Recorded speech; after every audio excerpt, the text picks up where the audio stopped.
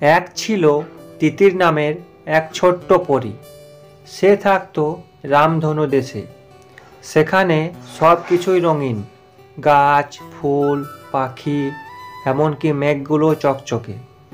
তিতির পরীর ছিল এক জাদুকরি ফুল, যেটা দিয়ে সে দুঃখী প্রাণীদের খুশি করে তুলতে পারত। কিন্তু একটা শর্ত ছিল, ফুলটা শুধু তখনই কাজ করত যখন সেটা ব্যবহার করত কেউ নিঃস্বার্থভাবে। একদিন তিতির উড়ে এলো মানুষের গ্রামে।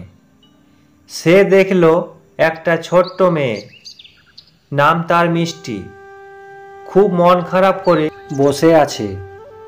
তার মা অসুস্থ হয়ে পড়েছে আর ডাক্তার দেখাবার মতো টাকা নেই। তিতির পরী বুঝে গেল এটা সেই সময় জাদুর ফুল ব্যবহার করার।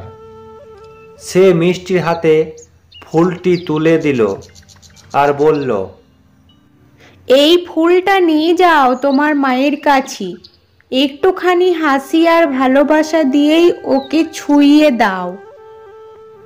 মিষ্টি মায়ের পাশে গিয়ে হাসি মুখে ফুলটা দিল। হঠাৎ মা সুস্থ হয়ে উঠল। চারিদিকে আলো ছড়িয়ে পড়ল, যেন রংধনু নেমে এসেছে ঘরে। আরে এটা কি করে সম্ভব হতে পারে? আরে দেখ মা, আমি একদম সুস্থ হয়ে গেছি, একদম পুরোপুরি ভালো হয়ে গেছি রে মা। আরে মা দেখ, চারিদিকে কত আলো ছড়িয়ে পড়েছে, এটা কি করে সম্ভব? এই সব দেখে মিষ্টির মা অনেক খুশি হয় আর মিষ্টিকে জিজ্ঞাসা করলো এসব কিভাবে ঘটলো। মিষ্টি তার মাকে সব কথা খুলে বলল। মিষ্টির মা এইসব শুনে অবাক হলো, কিন্তু অবাক হলেও সব কথা বিশ্বাস করলো।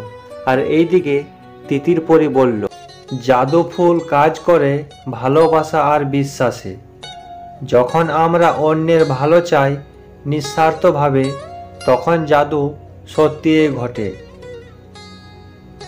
ভালোবাসা আর সহানুভূতি হলো আসল জাদু। তো হ্যালো বন্ধুরা, ভিডিওটা কেমন লাগলো? যদি ভালো লেগে থাকে অবশ্যই একটা লাইক করবেন আর সাবস্ক্রাইব করে বেল আইকনটা অল করবেন, কারণ এরকম নিত্য নতুন ভিডিও সবার আগে পাওয়ার জন্য। আর হ্যাঁ, কমেন্ট করতে ভুলবে না কিন্তু।